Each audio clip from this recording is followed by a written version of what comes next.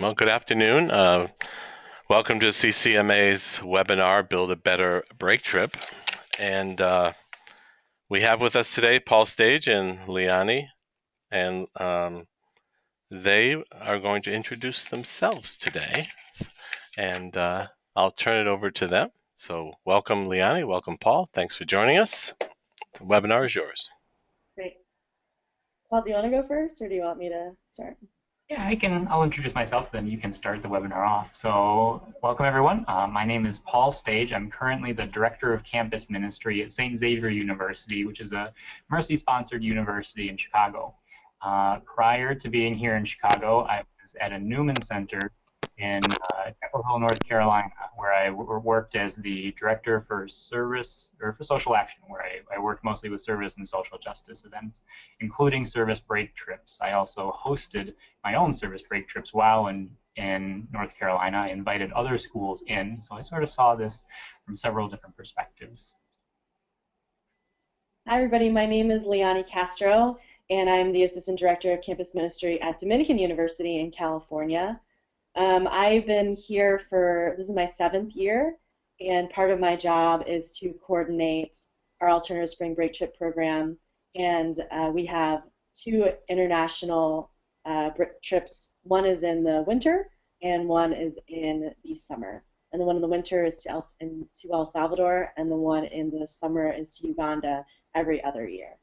So we're going to talk a little bit today about some of the, like our title says, bringing in some of the finishing touches when you're building and coming up with the ways to finish up your break trips and do post-break trip experience things. Our first slide that we have, we want to start off telling you all some stories. A lot of what we wanted to do today was to be able to be open in a circle of wisdom to share about all of our experiences. Paul and I have great experiences, but we want to hear more about what you have done and some of the ways in which you are acting to create really great programs, to make experiences meaningful for your students, and just, of course, to share about some significant experiences that you have had in doing your work and your ministry. We're going to start off by telling some stories ourselves about some significant experiences that we've had. And the first that I want to share with you all has to do with the picture that you see on your screen right now. So I've been taking students to El Salvador for the past 3 years, and Sister Peggy, who's standing in the center holding her dog named Luna, she works at an art center in El Salvador in Suchitoto, which is a small city, like smaller city outside of San Salvador, for 2 hours away. And she has been accompanying the people of El Salvador for the past 25 to 30 years. So she was there all throughout the war, walking and being an example of solidarity to the people. She was right there with them when, the guerrilla soldiers were, in the fields and in the streets, and she would be visiting people, giving people shelter. And every year, she speaks to us after we go to our homestays. And that is very intentional on the part of the organizers, which is CRISPA's organization in El Salvador. Christians for Peace in El Salvador is the organization that we work with there. And every year she talks about how to be more human. And I think it really strikes the students because they've just had this incredible experience where they have lived in a very simple town, and they have, been offered hospitality from the people in Papaturo, which is the small village that we visit. And they have this whole new mindset about what it means to live in another country, because now they've spent 2 nights with a family, and they've become part of that family in just that short time. And she kind of brings everything together. It's a very intentional way that she is able to storytell. So she tells, there's tears every single time she speaks to them. And her question is always not, how do we do service better? How do we, um, you know, live our lives more like Jesus? How do we be, you know, better at raising money? Like, she really asked the question of, how can we just be more human to each other? How can we see each other better and the humanity of each other, but how can we be more human? And it's a question that the students, I don't think they ever really think about. And I wanted to share this story because when you have wisdom figures in the places that you visit, part of the experience for the students is not only hearing stories of the people, but also hearing from somebody who has dedicated their life to service and can give them an example of what that means and what solidarity really means and what accompaniment really means. And she is somebody who does this exceptionally well. So if you can find people in your programs that really can connect with the students and inspire them with their own lives, then I really encourage that. And I think this is one of the high points in the El Salvador trip that we go on.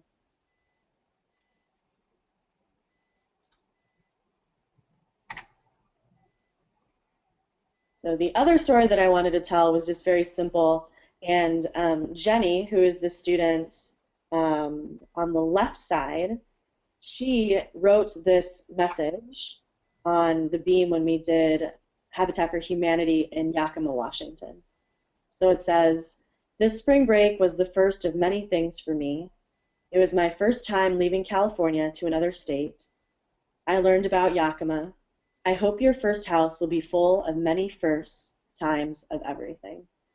So the different places that our students come from and the way that they experience a trip, experience a opportunity for service, can be incredibly life-changing. And for Jenny, she wants to be a doctor. She graduated about 3 years ago. And for some of them, we don't hear from them ever again.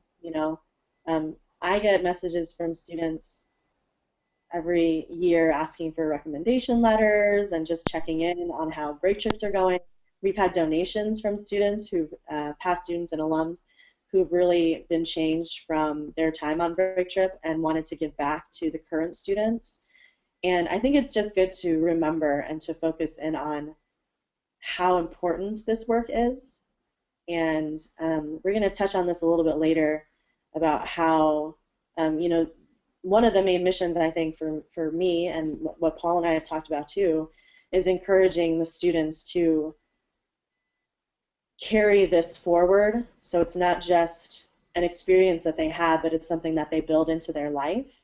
And it's not just memories that they can look back on fondly, but it's memories that continue to inspire them to live a life of service and to remember what it means to be human and remember that others are human and what that means for how we live our lives.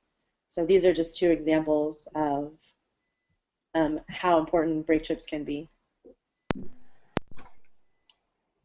And remember, everyone, I'll tell two stories as well, but we'd like you to be thinking about your stories. So if you have any important stories, any meaningful moments in your time as campus ministers or going on service or immersion trips, please feel free to share those after I've shared mine, because it's really the people who are leading these trips, who are going on these trips, who are encountering these trips that make these trips. And so we want to hear what kind of experiences you've had in the past so that we can build off of that. So I have two stories. The first is of a visionary. The second is of his vision being passed on. And they both come from the Christian Appalachian Project, which is an organization that I've had most of my experiences with. Christian Appalachian Project has been around since the 1950s, 1960s. And the first story is of a visionary who started CAP, the Christian Appalachian Project. His name is Father Ralph Biting.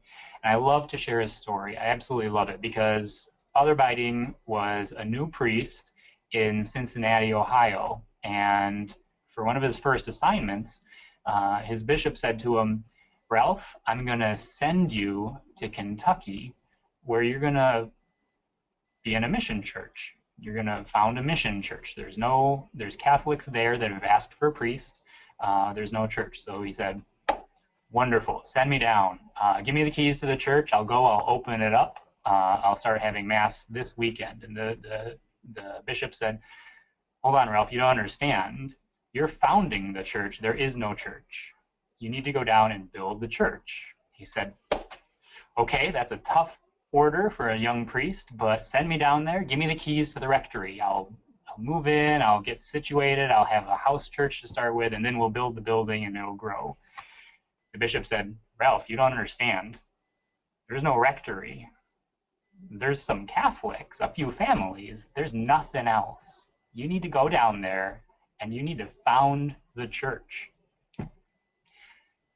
Ralph said, okay, send me down, give me their names, tell me where I'm going. Can I take my truck? Like, do I have to walk there? So he took his truck, he went down, and what he found was a very Baptist area.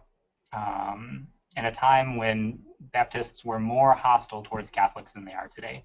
So he said to himself, I can't just go knocking on doors, wearing my Roman collar, and asking people to come to church because they'll run me out of town. So instead what he did was he lived up to this idea of solidarity and went out to people in regular flannel shirt, started to get to know them, get to know where they were in life, get to know their strengths, their joys, their families.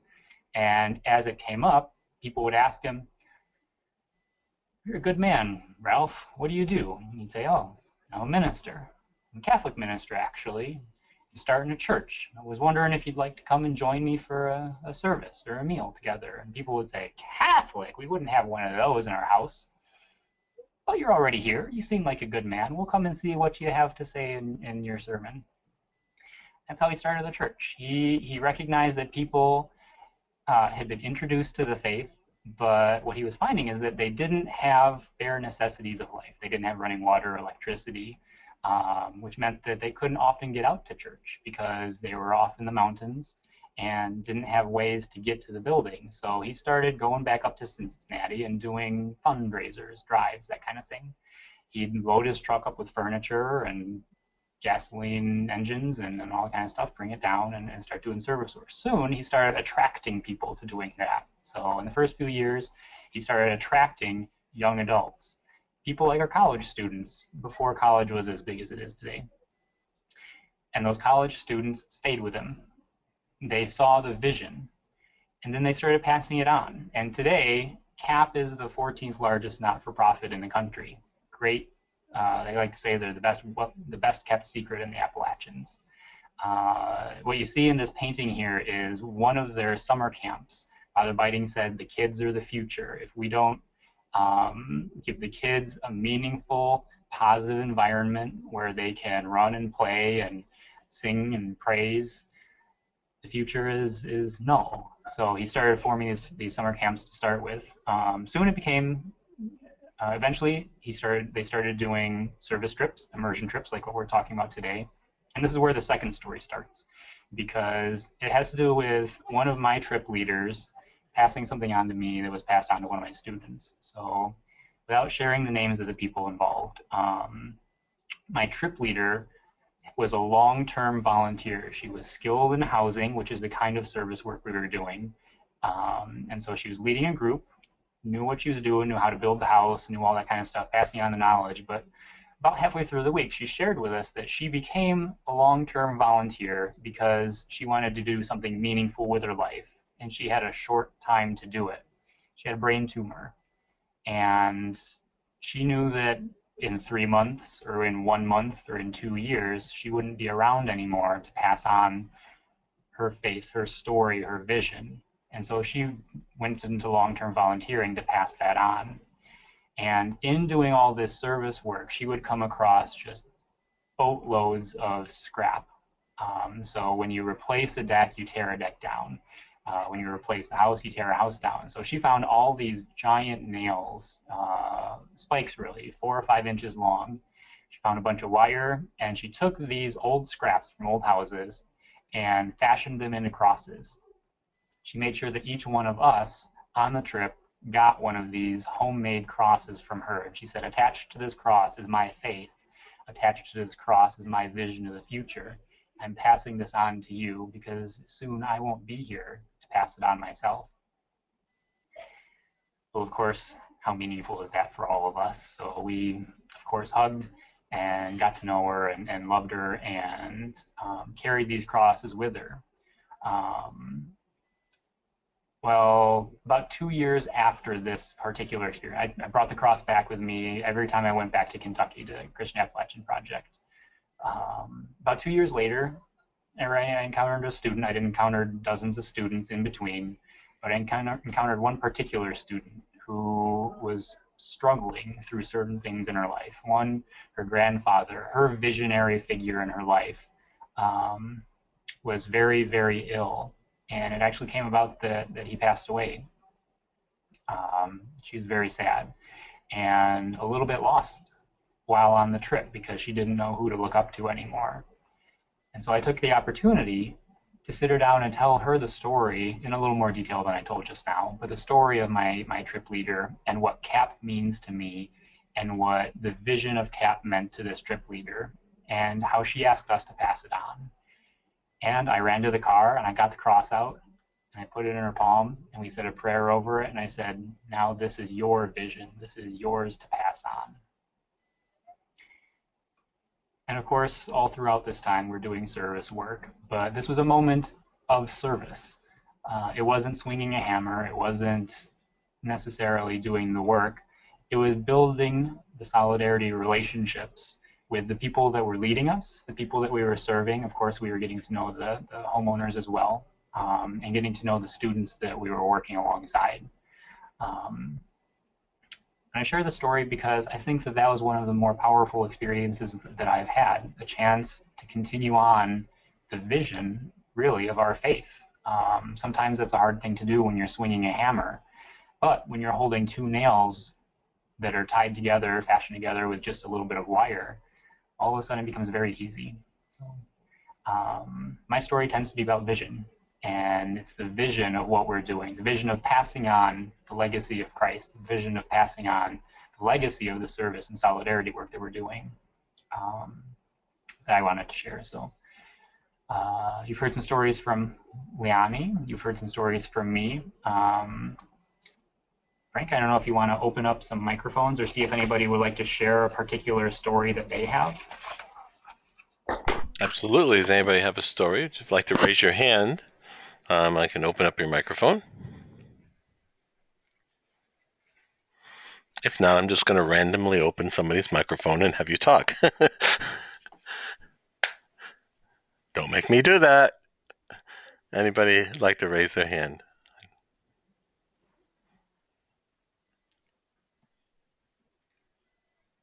People didn't think they were going to have to talk on the webinar. No.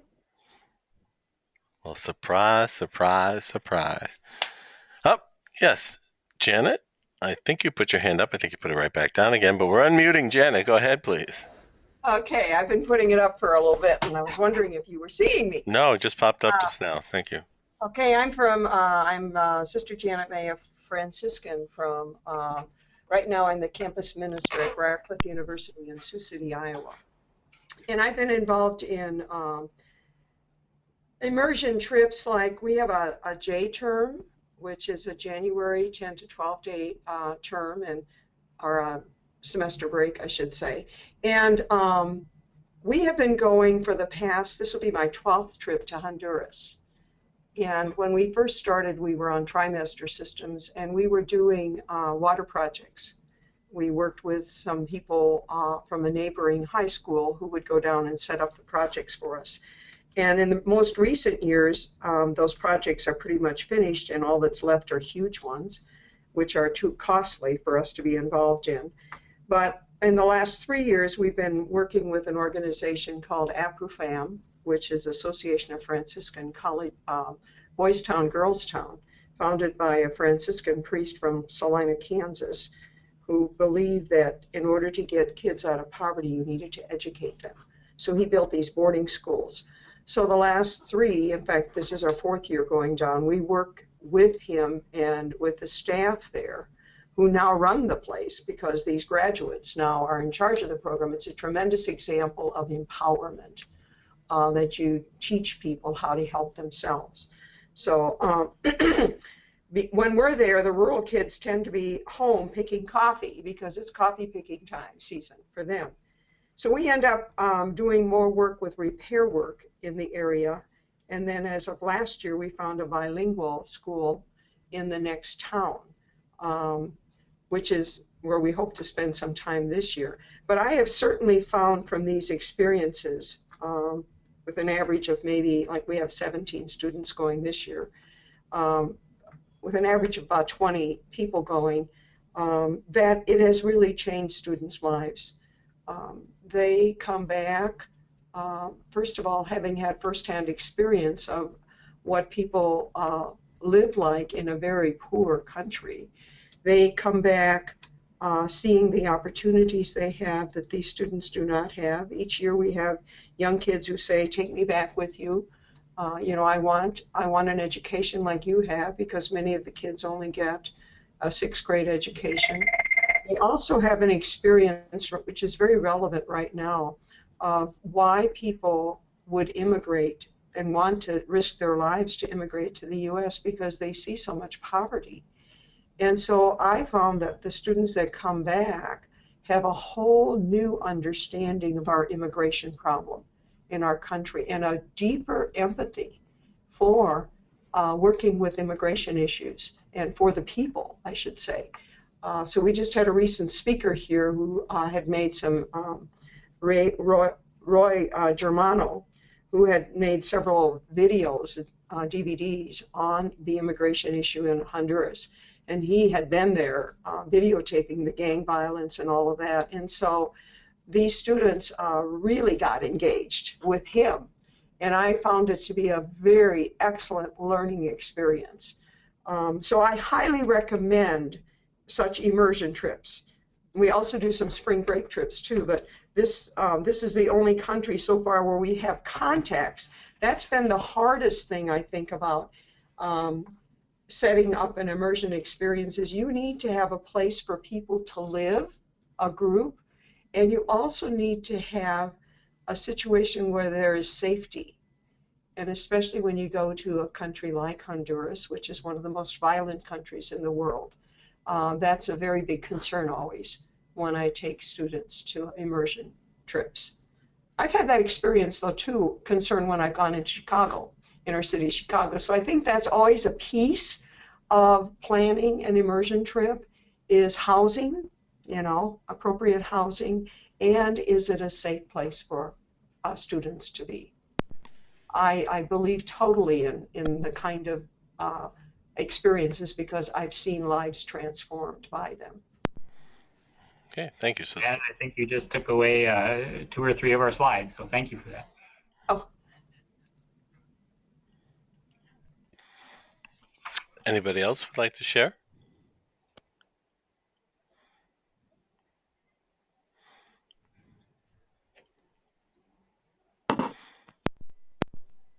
Okay, seeing none, I'll turn it back to you, Paul and Leonie. All right, well, we'll move on. We'll talk a little bit about some of the organizations that we've partnered with. Speaking of finding places to work with, so Leonie's going to start us off. And Sister Janet, like I said, thank you for that segue right into finding places to work with. Yeah, Janet, thank you so much. When you talk about appropriate housing, that's such a important part of planning your trip. There are definitely organizations that have the housing and accommodations already built into their programs. So the program that I was talking about already earlier in El Salvador, called Crispaz, they do pretty much the entire program. So you send them how many students are going, you fill out what interest, do you want to focus more on economic justice, do you want to focus more on like youth and gang violence, or like basic Christian communities, and they build a program for you or with you and have organizations and nonprofits that they work with all the time to come speak to you. So those are from one end of the spectrum of having it be a program that you kind of sign up for, and then they provide the experience, and you do, like I do the reflections and everything. Or our Uganda trip, which is very different because we know a priest there, that's our contact, and all of the logistics are planned out by myself and a coworker and one of the faculty members. So from one extreme to, or from one place to the other place, you have to kind of come up with what it is and how much time can you put in, what are you looking for, what kind of experience, and Paul will talk a little bit more about that too. But so for Community Links, which is in Puebla, New Mexico, is a group that I worked with when I was in graduate school at Villanova University, and they have a program in Puebla and in Peru. So they talk about environmental sustainability, they show you community projects, and they talk a lot about social justice and the effects of the United States on Mexico. You do a couple nights of homestay, and you address NAFTA and immigration. We have been doing Habitat for Humanity for a long time at Dominican, and I've tried a lot of different affiliates. And one thing about me is, like, so I'm on the West Coast, so some of the things that I'm talking about are focused more in this area. And, price and budgeting is kept in mind because our first trip we did New Orleans, but to buy plane tickets and then to rent vehicles for the 10 days that we're there, it wasn't quite in our budget to do every single year. So we've changed to doing a trip to Yakima, Washington, which is a long drive. It's about a 12 to 14-hour drive, but totally worth it. And it's a place that students would never go to on their own, which I think is a really, really neat experience for them to have a Pacific Northwest experience in a small, sprawled out, old orchard town that's now a very different kind of feel, and very different from the Bay Area in California. So I've stuck with Yakima, Washington to develop a partnership because that's really important to my programming, is that we continue a relationship so that there is a sense of continuity in our programming. So we did New Orleans for 1 year, we did Portland, and then since then we've done Yakima, Washington. Because I think that once you find a program that really works for your students' population, and one that really works with, I think the volunteer coordinator has a huge influence on why I continue to work with Yakima too. Their affiliate is just wonderful, and they go above and beyond. So when you find places like that, it's easy to, and it seems very natural to want to stick with those types of programs because they're doing amazing work. It shows every single year. At the end of every trip, I always say, maybe we'll go somewhere else next year, and the students always say, no, we should always go back to Yakima. So there's a piece of letting the spirit flow in terms of choosing what experiences to offer to the students, but there's also that feeling of like what just feels right in what you can offer to them.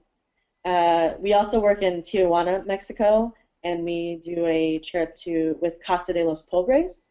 And these are all organizations and nonprofits that will put together in a toolkit so that we can all kind of have the information and start compiling a list that CCMA can then have online and available to people. So those are some of mine.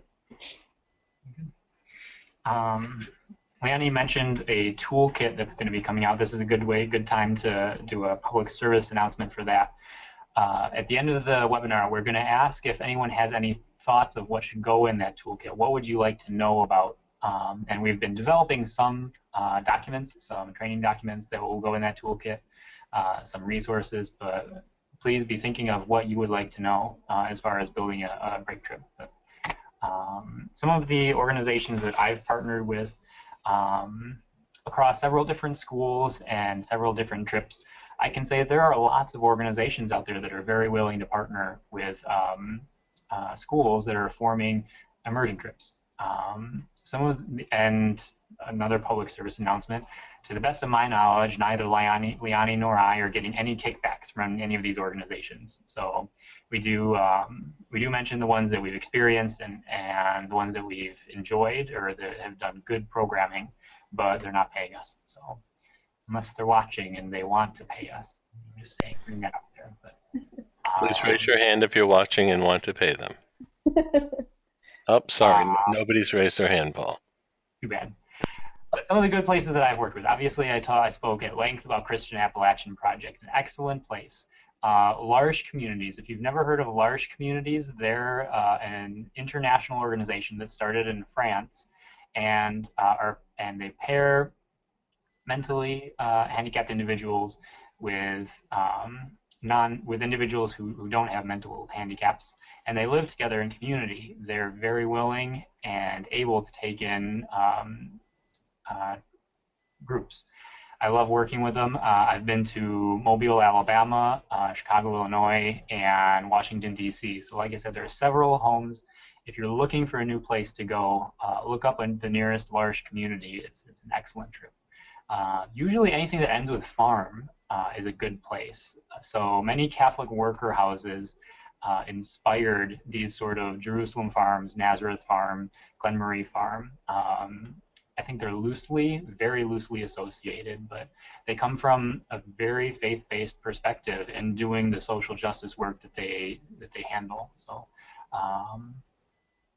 but speaking in general terms, a few resources besides just these particular sites to look for. Religious communities are excellent places to contact when you're looking for a service trip. So I've done trips specifically to stay with religious communities, and then they assist us in helping in finding service work. They also assist us in doing reflections and connecting the service work that we're doing into everyday life. Just Google Sisters of Charity, Sisters of Mercy, Sisters of St. Joseph, and you'll find many very devoted religious individuals who want to take in groups and connect you with service projects around them. You might also look into actual Catholic worker houses. They're often connected with the service agencies in the neighborhoods or in the cities, and they have the resources sometimes to provide the housing that Sister Jeanette was so important. If they don't, they know where to look. So not even just looking at particular resources, but looking at communities for resources to bring in your trips. And finally, right there in the center of the screen is the Response book. Response is put out by the Catholic Volunteer Network, and it's focused on long-term service, so postgraduate long-term service. But it has hundreds and hundreds of agencies that do this postgrad long-term service, many of whom also list short-term volunteering opportunities like immersion trips. So that's an excellent resource to look into. I particularly like it because if you do short-term work at the site, they'll often do a plug for long-term service. So you whet the student's appetite with the service trip, you catch them, you hook them, you make them care about the community, and then you bring them back in. And honestly, that's how I got hooked in the Christian Appalachian Project. I went my freshman year of undergrad to 1 week of volunteer work. Since then, I've been back for, I think, over 15 weeks of service work, 2 whole summers, a volunteer year. I'm a long-term donor because I see the vision. I'm part of the family. And that's one of the things the Catholic Volunteer Network Response Book can do is take your students and make them part of a social justice-oriented or agency, the family that's in that agency. So what are some criteria to look for? Sister Janet, we've talked about several criteria that we use, that Liani and I use. I just want to point out a couple in particular. Things to think about when you're looking for a new service site. First of all, do you want to plan it yourself, or do you want to work with an agency that'll plan it for you? Usually, for me, that's a huge consideration. Of course, we're all ministers and we have very limited resources, including our time. So if we're short on time and we partner with an agency that'll do most of the planning for us, everybody wins. On the other hand, if we have a little more time and a little less money, we can often put together a service trip, directly support the people that we're serving, and still come in under budget compared to working with a service agency like Christian Appalachian Project or Nazareth Farm. Another thing to think about is the place you're going to consistent with the theme that you want to cover? Oftentimes, we go into service trips with a particular theme. It might be through the whole year. It might be what we want to do for that particular trip. Do we want to focus on urban poverty? Do we want to focus on rural poverty? Do we want to focus on hunger and homelessness, immigration issues? There's a myriad number of themes that we might think about. So again, reaching out to religious communities or service agencies that work particularly with the theme is a good route to get into a new service trip agency. Not only is the theme consistent with what you want, but are the mission and values consistent? I've gone on a few trips with excellent service agencies that turn out not to have the same values that we wanted to instill for our trips. So we intend to go to build an understanding of hunger and homelessness, which is the theme for the trip. But our mission and values are community and social justice, and the agencies are proselytization. It's a bad fit.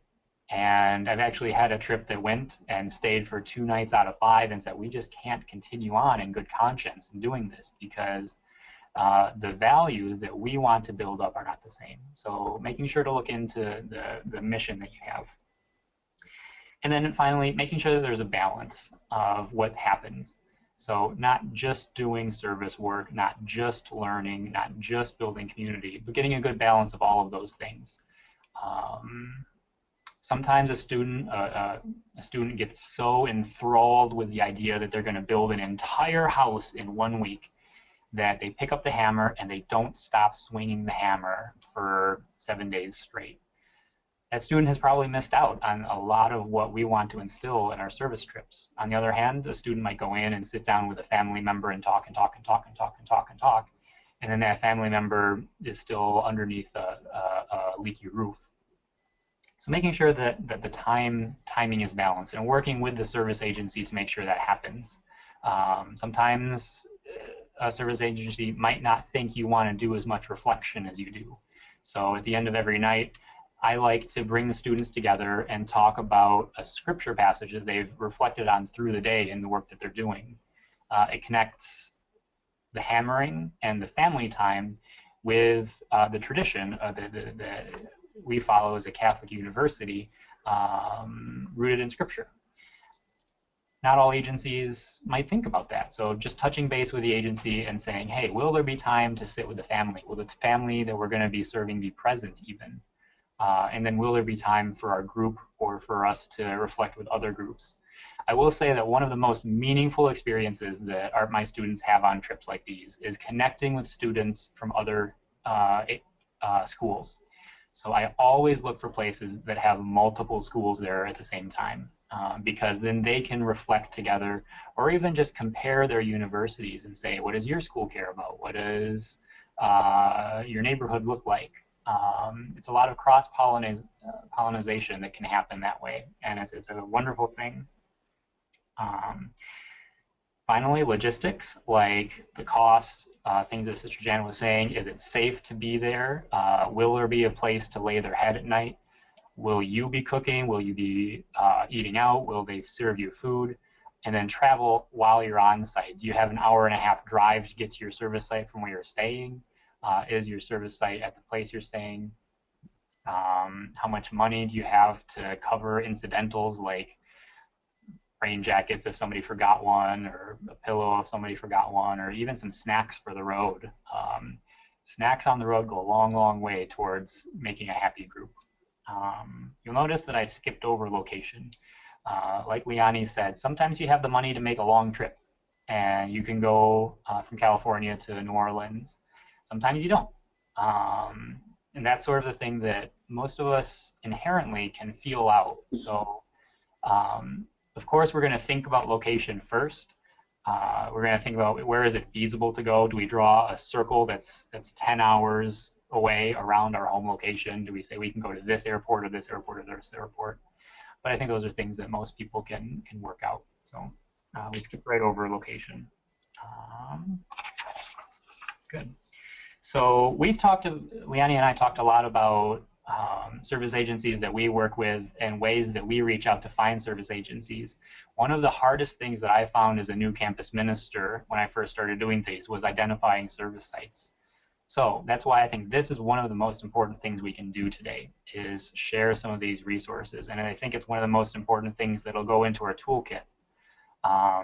So we're going to have another share your story time. If anyone wants to share a story about an excellent service site that you've had, please feel free to. Or if you've had poor experiences, that's sometimes even just as helpful. Where would you encourage similar schools to stay away from? So Deacon Frank, if you'd like to look and see if there's any hands that are being raised. Sure. Please raise your hand. If you'd like to just write them down in the question box, we can pass those over also.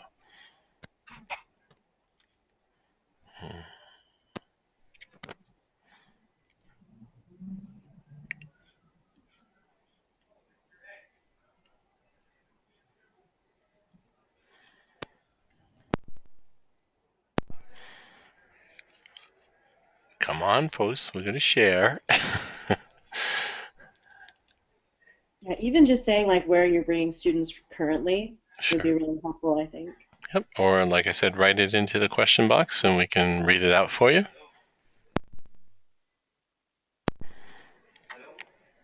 Why don't we ask this? Why don't you raise your hand if you have not yet done one of these trips? Good question. Let's get a good idea of our audience here. So raise your hand, please, if you have not done a trip. And if you don't raise your hand, we're opening up your microphone. Okay. Maybe the hand buttons are not working. All right. Well, I think we can probably skip this story sharing, but we do hope to share more service agencies with people. Collaboration is king amongst ministers, I think, and so we want to collaborate as much as we can in finding meaningful service sites, even if we create them ourselves. So,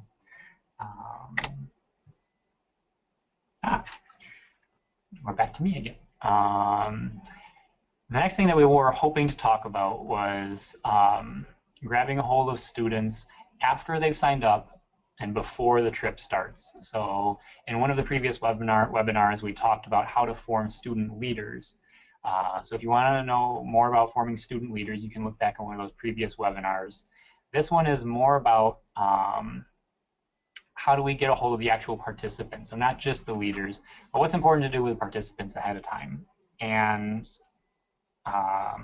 we're putting this in the idea of getting on board with the mission and vision of what we're doing with these service trips. So it's something that can't just happen on the trip alone. If students go into these trips cold, if they don't have an idea of what's going to happen, it'll take almost the whole trip just to get them on board. And so whether it's one meeting or 2 meetings or 6 meetings, I've seen some schools that have almost a weekly meeting for the 2 or 3 months before a service trip. It's important to get all of the participants together and share with them. So usually this happens through formation meetings. The best way is to get people in front of one another. It can happen other ways, common readings, webinars, videos, that sort of thing. But I like to get people together and give them some time to talk, give them some time to listen. First of all, there's always paperwork, and so that's a good time to get that paperwork out of the way. It's also a good time for team bonding. So again, if you send a bunch of people to a site, it's going to take them a little while to feel one another out, to understand humor styles, speaking styles, what you can, what you shouldn't say around people. And so if you get that step out of the way earlier, that gives them that much more time to build a robust, meaningful, personal relationship with the people around them.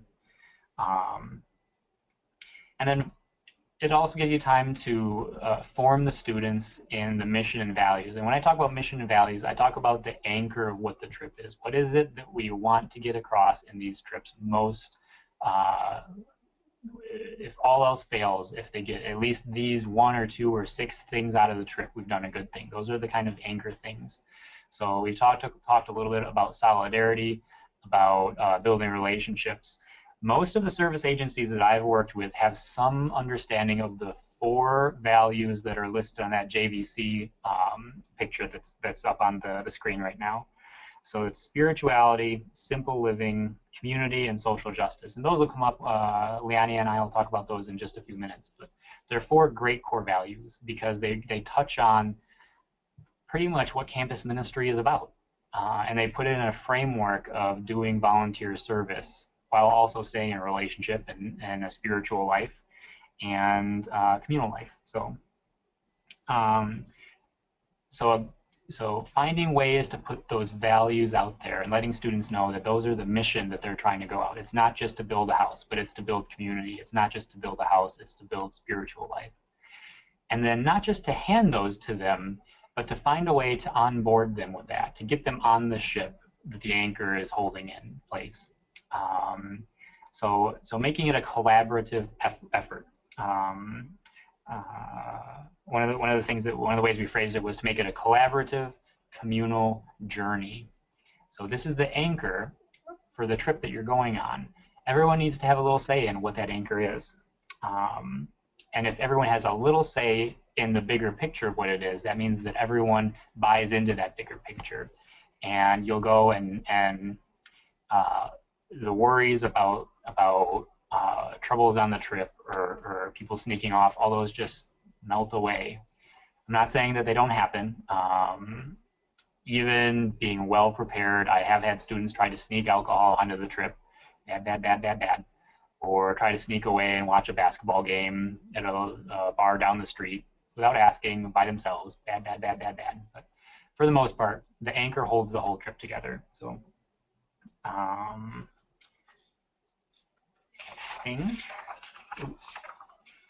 Leanne, do you want to talk a little bit about the 4 values? Yeah. So we're thinking about different ways that you can concretely add in these 4 values into your pre-trip meeting. So some of the things that I had were, so for spirituality, making sure that you do different ways of prayer so that all the students feel included. And so you model that type of prayer at the beginning during these pre-trips, and then you can assign students to lead portions of prayer at the other meetings. You can do an opening prayer and a closing prayer so that they can practice not for the service trips as well. And I always try and do this is to experience a mass or liturgy wherever you're going. So that's just a huge immersion tool and like a really great way for students to see more of the way that their faith and like being a Catholic is lived out in other places in the world and other places in the United States. Especially if you get to know some really great parishes where you're going, where there's just an extension of like the Christian values there. In Yakima, we always do, it's usually during Lent, our alternative spring break trips, so we always do a soup and bread night with the parish that we're staying with, which is always a really great way to also have community as well. The idea of simple living, so discussions about needs versus wants with students is a huge tone set for them as they begin to start thinking about what they're going to pack, what they need to bring versus what they want to bring. I require all the students, even if it's a driving trip, to have only a carry-on size luggage. So to really talk to them about you don't need your hair straightener, you don't need to, I had one girl once who was doing a experience in an outdoor ed camp, and without me knowing, she packed like a whole case of spring water because she doesn't like how tap water tastes. So it's having those conversations beforehand about what's really important and then what enforces the mission of solidarity. So I also think that talking about conscious consumerism is really important when you talk about simple living. That's something that you can start to address during your immersion trip or during your reflections during your break trip. For the community aspect of it, one of the biggest things is that everyone helps. Everyone needs to be cleaning up. You need to establish those like rules and expectations for the entire group that this is where we sleep, and so at 10 p.m. when the lights go out, to respect each other and respect the community space that we have, that we are going to make sure that have another space that maybe you can have play some games and stay up later, write affirmations, but this space to respect our community is going to be reserved for sleeping after 10:30 or something. And then just defining, I think, is really important. So Paul talked about the covenant and writing a mission, but also having your students during your pre-trip begin to define what is simple living to them, what does it mean to be a part of a community. And those are the things I think that help it to sink in from the head to the heart. And then for social justice, identifying justice issues, assigning students to take those justice issues and present a small presentation, or to link something that's happening globally with that issue that you may encounter during your trip is really great. Having speakers come to the meeting that, like Paul said, he mentioned some of the different ways, some of the different themes that your trip may have. Making connections with people in your community or people in your university that can address those in a way that's really, really powerful helps a lot. So those are just a couple different ways that you can concretely add in those values for your pre-trip meetings in preparation for the trip.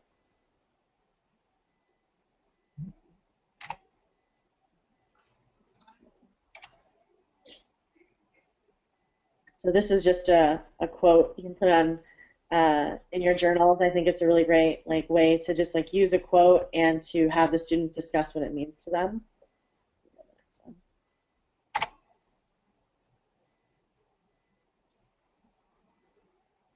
So I have written on the bottom, it says, staying in comfort zones does not cause transformation. Encounter is needed in order to cultivate compassion and empathy. So one of the things that we wanted to focus on too was what makes a meaningful experience, and that's one of the huge ones, for them to begin to open their hearts to the experience, and that takes the expectations beforehand, but also the openness during the trip to listen, to delve into the experience. These are all just some of my favorite pictures from trips that I've taken, and moments where I feel like it captures the students really excited about what they're involved in, feeling a part of the community with which they're serving and accompanying with. Yeah.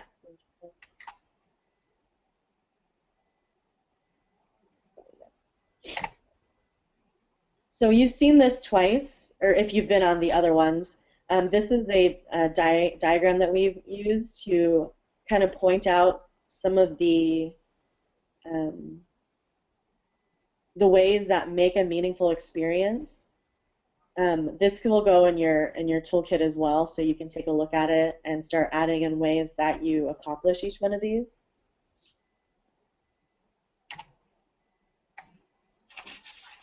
So the conversation and dialogue, just a couple different tips about assigning a different buddy each day to be a point person for conversations.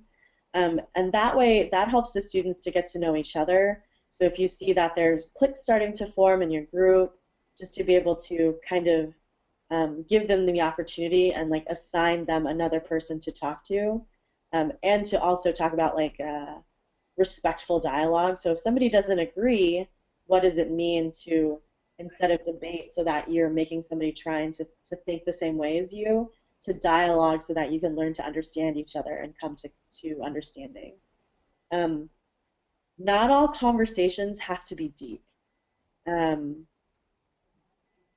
just think that's really important because I have a tendency to always want to talk very seriously, and I went on a trip last year where I brought another staff member and an alumni, and they were the comic relief all the time. And I think that helped to bond us more than all the deep conversations we had, because there were moments of memory that they looked back on that made them smile. So it's the place of we can be really serious and we can be really goofy, but then we can go right back to being serious. So leave space for grace and laughter. It's really important. And then to keep in mind that people have different learning styles. So I just want to be aware. So it is just about time. So let's see what we want to focus on most in these last few slides, Paul. Do you want to talk about laughter and fun? Yeah, talk a little bit about that. Just make sure you have space in your program, like Paul said, to do historical immersion, but also, so like for example, one of the pictures is us going to the Honey Island swamp tours in New Orleans. That's not necessarily building justice or a spirituality, but it's also something that helps them to respect the place that they are. So going to the beach or swimming in a waterfall is something that helps them to see the beauty of the places that they are, so that it's not just this idea that, oh, El Salvador, people are living in poverty, it's very difficult to live, but there's also this portion of like, no, this is a beautiful life, and there's people here that are like it's a beautiful place. Little wheelbarrow races that have tech or humanity. Um, let them be young. Let them be young and have fun. So we'll put this one up, and this is kind of the general theme. We'll just spend maybe 2 minutes. We're over time already, but we do want to talk about how to get back into the world after going on a service trip. So, Leonie, do you want to talk just right quick about reverse mission? Yeah, the El Salvador trip has given me a lot of phrases to use per se about like what it means to do service and to live service. Reverse mission is a phrase that I heard from Chris Paz that I'd never heard before, and it talks about how you tone set with the students that they have 10 days or however long your trip is, 10 days, 14 days, to really learn from people and to have conversations with people, to open their hearts and to allow themselves to see what's really happening and not just what they've heard has happened in the past. So instead of going into a service trip already thinking like, oh, well, people need education, people need, clean water. Like, yes, those are all things that are necessary. But if you don't know the people first and you try to provide something, then you're not really responding to the needs, and you're trying to kind of come in with that Santa Claus mentality of trying to be a hero. So instead, is you have the 10 days to learn as much as possible, to allow your heart to be changed and transformed, and you have 355 other days to figure out what to do with those lessons, how to make changes in your life that reflect and honor the people that you've met. And so we're going on a service trip, but to talk about how your service doesn't end, it starts when you return. That is the real call to a reverse mission. We're going to talk a bit more about how to take that reverse mission and live it out. But since we are over time, I'll put these up here. They are now part of the recording, so to look at them later on will be a good thing. I do want to give a little time to ask if anyone has any questions.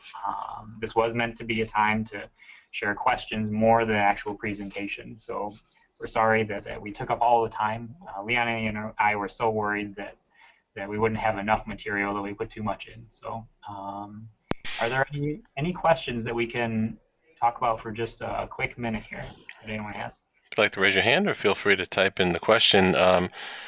Let's see, Caitlin sent over some places that she has worked. I'm just going to feed that out to everybody in your chat window.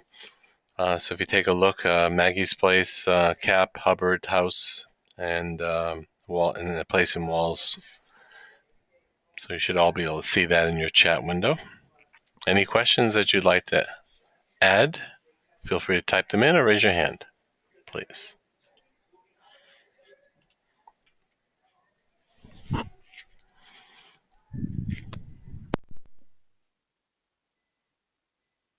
Okay, it looks like you covered a lot. Would you like to wrap up anything, Leonie or Paul? I just want to say that if anybody has any insights that they'd like to add or anything that they think of later that they would have wanted to have covered more, just to let us know and we can add it in the toolkit or let the person know who's doing the next webinar to include that, a portion of that into their talk, then that would be wonderful. Yeah. And I'll do one last plug to say that Leonie and I and several other of the folks at Catholic Campus Ministry Association are working to put together an immersion trip toolkit. So there will be several documents in there, some planning documents, some ideas for where to go for trips. So look out for that in the near future. It might be an early Christmas present. It might be a late Christmas present. And if you get a survey or something asking for some information, we'd really appreciate if you send that back to us so that we can compile a really, really great list of resources for everybody. Great. Well, on behalf of CCMA, we thank Leonie and Paul for being with us again today.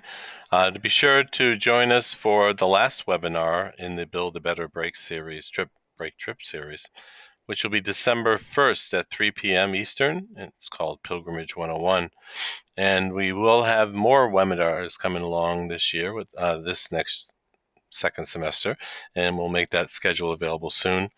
If you have a topic you'd like to hear or a topic you'd like to present, please contact CCMA's Krista Bollinger at ccmanet.org. All of you are going to receive a follow-up feedback survey next week. Be sure to complete the brief survey so we may continue to bring you webinars on topics that are of help and interest to you, and as well as adding ideas to that survey for Leonie and to Paul and for the toolkit, and we'll make sure that information gets to them. So thank you again for being here today. Thank you, Leonie and Paul, and we look forward to seeing you all on the next CCMA webinar. Have a great Thanks, semester. everyone. Take care all. Thanks all.